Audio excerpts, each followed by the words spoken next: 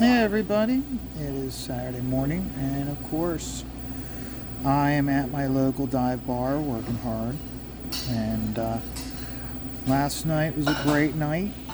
Graham Nolan closed out Joe Frankenstein, and it closed out at $105,000. So, since Alien Alamo, Graham has closed out all of his campaigns over 100,000, and for him to close out this while in funding status at over 100K or six figures already, that is great. Okay, with Alien Alamo, he had to go in demand to reach that. With Two-Fisted Manly Tales, that again, Ghost of Metacumba Key. I think Ghost of Metacumba Key, funded over 100K, and right now it's sitting at 140K.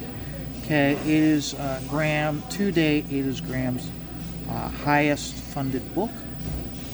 I am very excited about this, and so for him to hit that with just 30 days with Joe Frankenstein, he said up front that you had to back it while it was funding because it was going straight to the printer as soon as funding was over. And for him to reach that, it is just awesome. Congratulations. Please, everybody, please like and subscribe. It costs you nothing. Shout out to Vaughn Coleman. He subscribed this week. So hello to Vaughn Coleman. I hope you enjoy the content I'm providing. We've shown you how I'm doing this entire page. Other than the panels, it's all being done in stippling.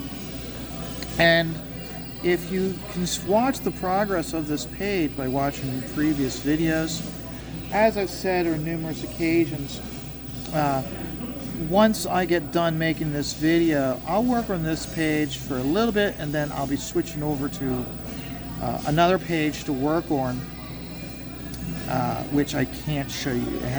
I don't want to show it to you. It has too much of a reveal to the story. When you see it in the book, it may not seem like it's a linchpin, but it was important that I don't show it to keep the. There's two pages I'm doing that I don't want you guys to see at all. I won't be showing any work on it. The only way I would show it to you for you to see is if I am at a convention and we get talking. I'm like, yeah, here, let me show you this one page I'm working on that no one else gets to see. So that's the only way you'll be able to get to see it. So, Octagon also has funded. Octagon is a aquatic story. The characters, one has a walrus look. A couple of the characters have like a dolphin look to them. Looks quite interesting. It has funded. It only had a few days left, and it funded. He is actually one of those campaigns. When he first launched it, the only thing he had was you could buy the PDF version, or you could get one of two covers. He didn't really have many campaign options, and I said to him, hey, put in a head sketch campaign. Don't just have any head sketch. Limit to the head sketches you're going to be doing. And he has it shown on his campaign that if you want one of these 4 head sketches, that these are the 4 options for you. And I'll tell you something, with the level of detail he put in these guys, you're going to get your money's worth for what you're paying. I think he's only charging like $40 for a head sketch campaign, but boy, oh boy, it is, wow. You're getting a lot of detail, much like how like Ethan with his head sketches for Cyberfrog, he's charging $100. And he gives you every single cent, whether you pick Salamandroid or Lily or Cyberfrog. I was just blown away with these head sketch videos he was doing,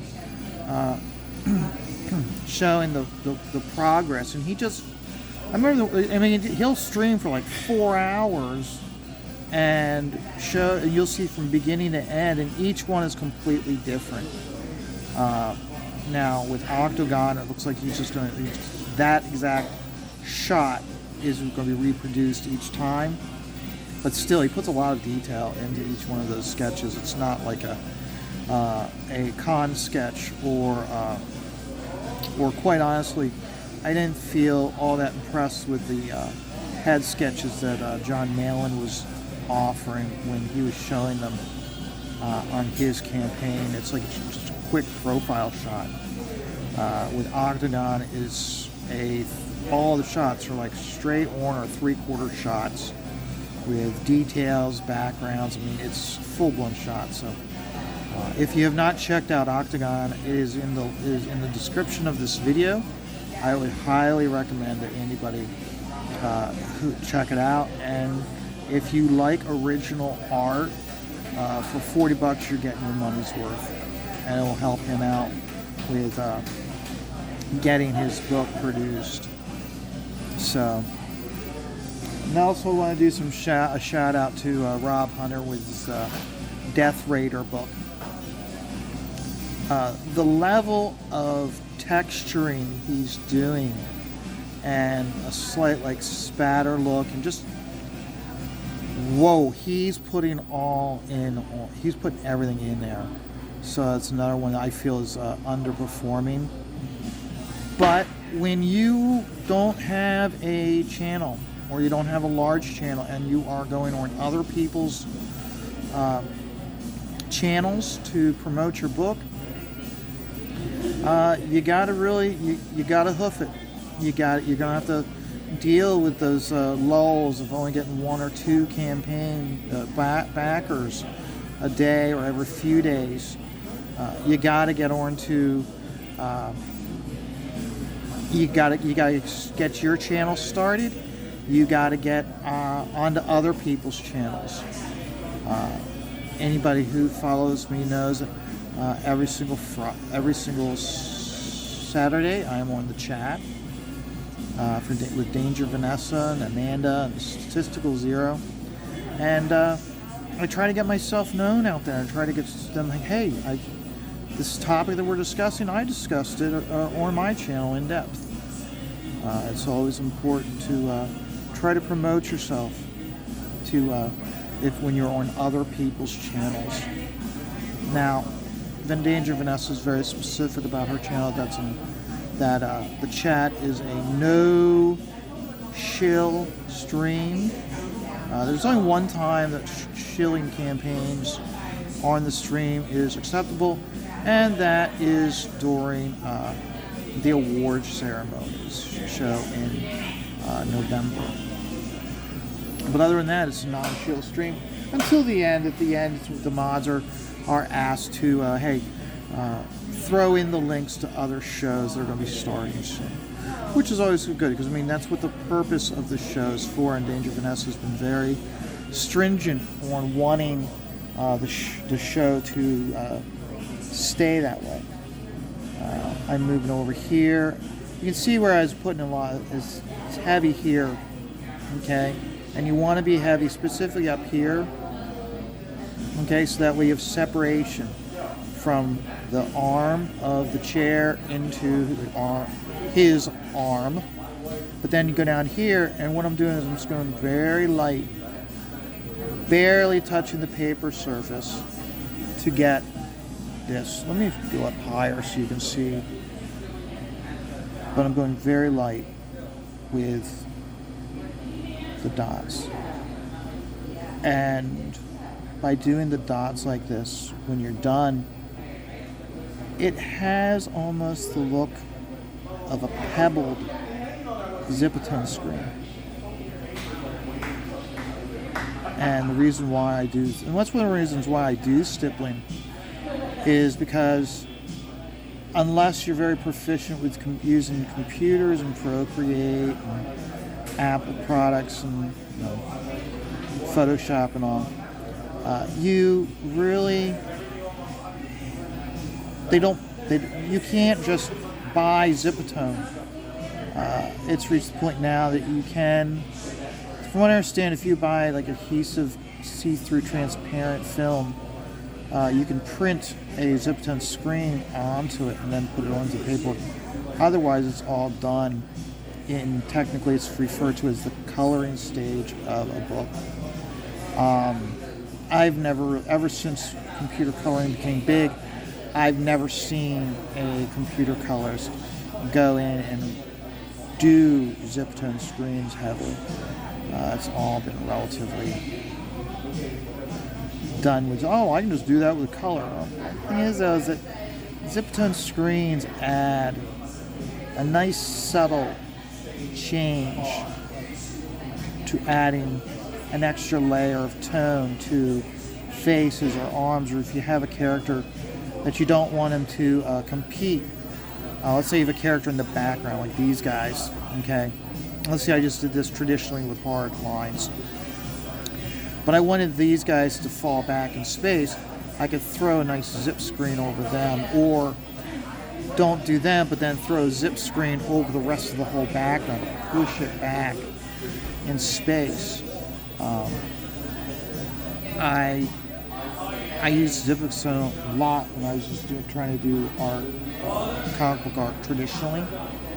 I don't do that because Zipatone's not available anymore. I do it with dots now. And all I'm trying to do is just put it in this consistent layer, and putting the dots in here. And this tone is going to be roughly about the same as this tone here, but I'm going in still in the beginning, I'm going in nice and light, so that way if I decide that I need to make this darker, I can just go in and put them in darker. In many ways, it's like working with watercolor, and you do a stroke and you want it darker, so you put another stroke of color over top of it with higher pigment intensity. Or if you're doing black and white, you're doing almost like a wash. Okay? So that's the reason why I do what I do, is because I really, even though I'm not good with brush strokes, and I'm not good with working with ink with brushes, I still, in my mind, I know what I want to do, and so I just do it with dots as if it's a Zipatone screen. So that's the way I've always been doing it. I mean, ever since I really got heavy into doing stippling, that's how, the hardest part for me is doing these pencils. Once I get to this layer, it's just, my brain almost goes on automatic pilot, and I don't have to think, I just do. And like I said, it's one of those books, I'm not going to go in and make this harsh black. I'm not going to go in heavy with the dots. I'm just going to put them in, and then I can go in and I can add more dots. Many ways is how I did it here. I've got a nice screen of dots here, added more dots here, so it's underneath his shirt, and then more here in the fold of the pants. You can see how these folds are. I will probably go in and add, or maybe extra layering here of dots to give it more form. So, and that's where also I've been experimenting with Procreate. Not really that, I'm still learning, but one thing I do like right off the bat is I do like how when you do a drop, let's say I cut out this leg, okay, and I just drop in a color in there, the color does not compete against the dots. There's a cohesiveness or a gestalt between the dots and the color, where normally when you're doing with colored pencils, or you're doing it with even using Sharpies, like not Sharpies, but like Copic markers, it has a different, it's still competing against the dots.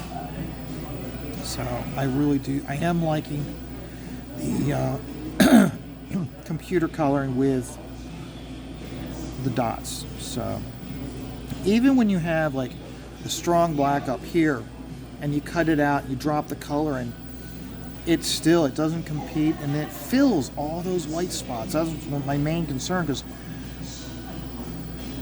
I wasn't sure if it was going to work with the black and whites, or whether the color fill would actually go in and fill in all those little white areas, and it is. So definitely need to up my game in learning computer coloring, so I can increase the quality of my pages. So there's part of me that when as I work on this, I look at it and go, do I really want to color this, or do I just want to leave it as black and white? And I think because of the industry and overall the audience, while they may really like and appreciate how this is all being done in black and white and being done with stippling, you're still, overall, your audience is going to be, by large, your audience is still going to be wanting color. So as a result, I think I'm definitely going to have to print this as a colored book down the road, after I have this done as a colored book. And as my audience grows and my backers grow, if I can produce this as a black and white version, I know I'll do that. So right now, the way I write this is, I've got one story planned out. Originally, the story was planned out as a 22-page or 20 or 22-page book. Because with crowdfunding, in general, everybody does 48 pages. I'm gonna expand on the story. I haven't done it yet. I kind of know how I want to do it. I'll probably almost do it as if it was 2 books, like 2 issues of a comic, produced as one form and one. So you'd have like chapter 1 would be this one, and then chapter 2, and like the page that I'm working on that you can't see, I'm not going to show you. Maybe I'll, instead of having it where I intentionally want to have it, which is right after this scene, it's one of those pages that you can move that page around. Maybe I have it as a separator between this story and the second story, should be like chapter 2. Okay, but right now, as it is, leave my options open, because you got to keep in mind, when I really started working on doing this and decided I want to do this as a book, give me a minute here, I gotta clean the nib off. But when I really was looking at it, that was a standard to do a 48-page book, because you're crowdfunding. By the time I get to the point where I'm going to launch this, it may change. It may change, and people are going back to doing 22-page stories. And if that's the case, then I'll have 2 books to do. I'll have enough material for 2 books. You think about how Graham's doing Joe Frankenstein, how Joe Frankenstein was done originally through IDW. It was a 4-issue series and then reproduced as a hardcover book. So you think about, maybe I will do this as 22 pages, or maybe I'll just do it as a 48-page book, but I've got enough material in that if I want, I can then release it to comic book stores and as 2 issues.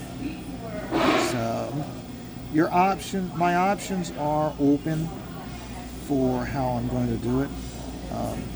Like I was saying, how like Graham was on Ethan's show last night to close out Joe Frankenstein, and one of the great things about it was Pete Cimetti who does alternate comics. He hopped on and was on Ethan's show, and you don't see Pete on Ethan's show too much. So for him to be on on Ethan's show and talking about his title, Cryptid King, was a nice treat. And I do like that when Ethan does those shows where you have non-kings on his show, such as like Narwhal, who was on the show, and Pete Samedi. I mean, last night was one of those shows that, yeah, definitely, if you never worked in the mainstream, but you can get on Ethan's radar, last night was one of those shows that it's one of those, it's like, get on the show. I mean, if I was on Ethan's radar and I had the opportunity to be on his show last night, I would have taken it.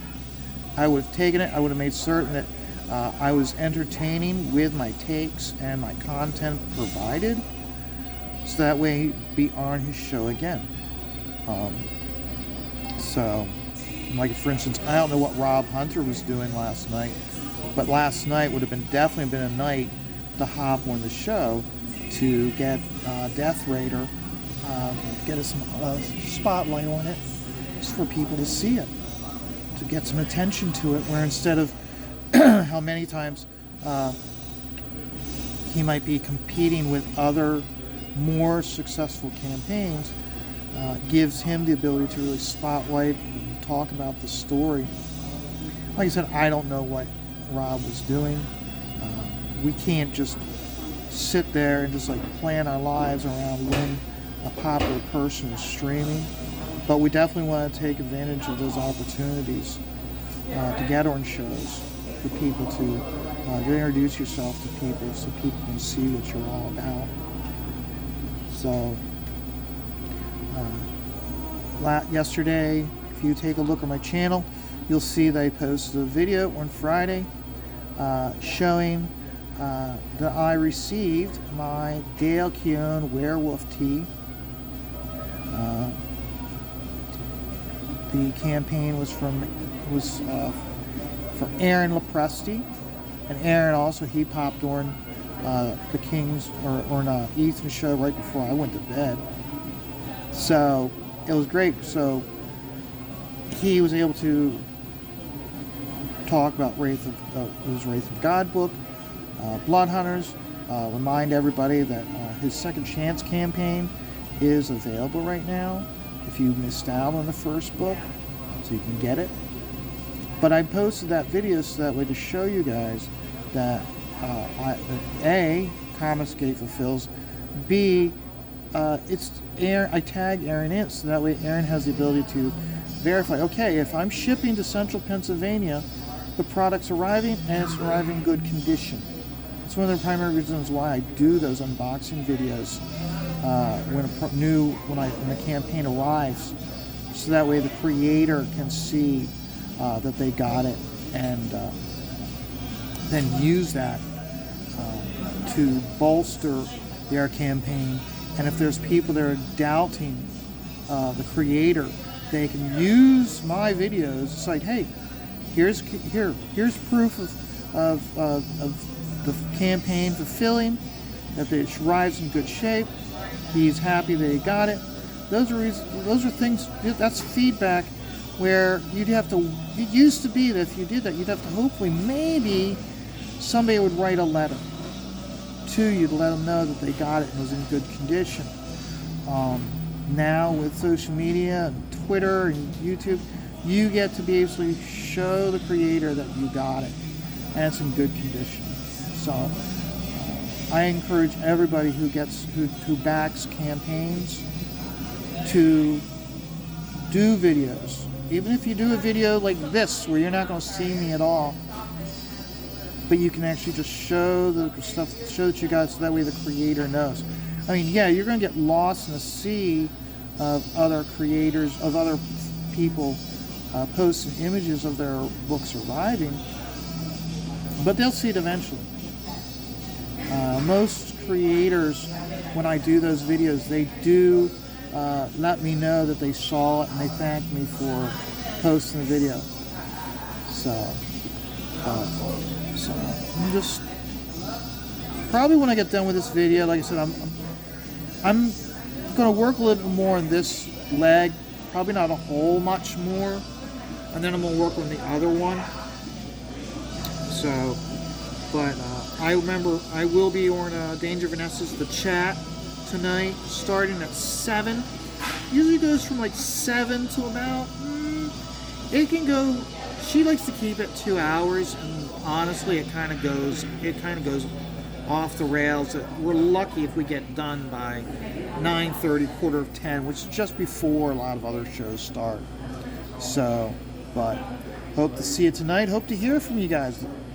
If you guys watch this video and you see me on the show for Danger Vanessa, throw a shout out in the chat so that way I know you guys are watching it. But remember, like, subscribe. Life is stressful. That's why you just take it all one dot at a time.